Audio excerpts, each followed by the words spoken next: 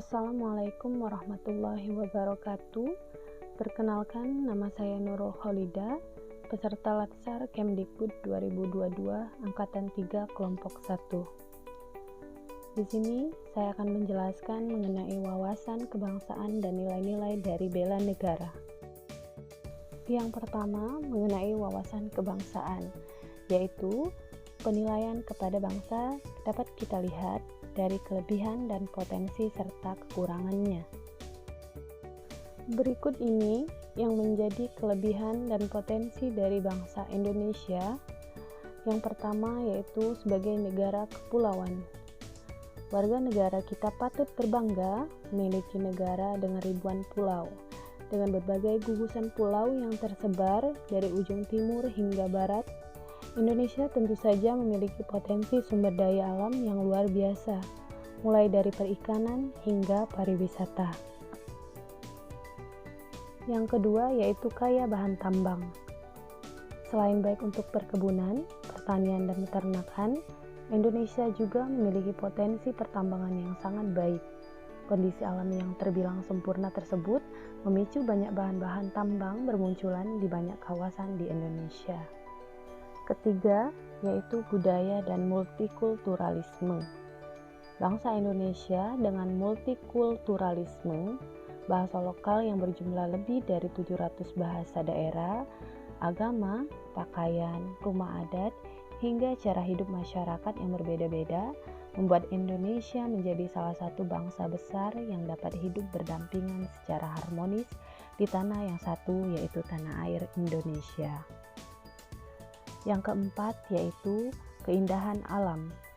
Penampakan alam Indonesia merupakan salah satu keunggulan yang dimiliki oleh masyarakat Indonesia. Namun, banyak pula yang tak menyadari hal tersebut. Yang terakhir yaitu iklim tropis. Berada di kawasan Khatulistiwa membuat negara Indonesia dapat menikmati sinar matahari sepanjang tahun. Hal ini tentu berbeda dengan negara-negara lainnya. Mereka tidak dapat leluasa untuk menikmati panas matahari yang menyehatkan setiap saat. Inilah 5 kelebihan dan potensi dari bangsa Indonesia.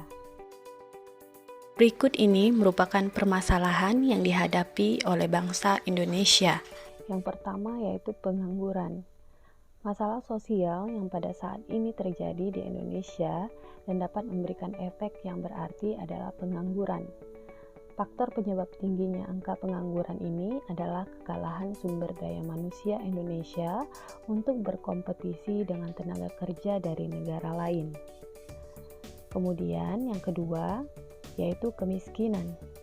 Kemiskinan merupakan salah satu bentuk masalah sosial di Indonesia yang menjadi tradisi dari tahun ke tahun. Keadaan miskin ini akan memberikan efek yang kurang bermanfaat, lantaran masyarakat miskin bukan hanya pada fisiknya yang terancam, akan tetapi dalam menjadi beban bagi negara. Yang terakhir yaitu korupsi. Korupsi masih menjadi masalah yang menahun dari tahun ke tahun yang menggunakan jabatan dengan memperkaya diri sendiri. Masalah ini begitu pelik dialami Indonesia. Bahkan pada saat ini masyarakat Indonesia seringkali dihadapkan dengan para pejabat yang menggunakan kekayaan negara untuk keperluan pribadi. Selanjutnya mengenai bela negara. Berikut ini ada 3 tokoh inspiratif yang menunjukkan nilai-nilai bela negara. Yang pertama yaitu Ibu Anna Apanti.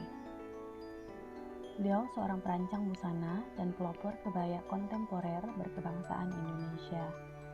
Hasil karyanya tidak hanya dikenal di Indonesia, tetapi juga dikenal di skala internasional.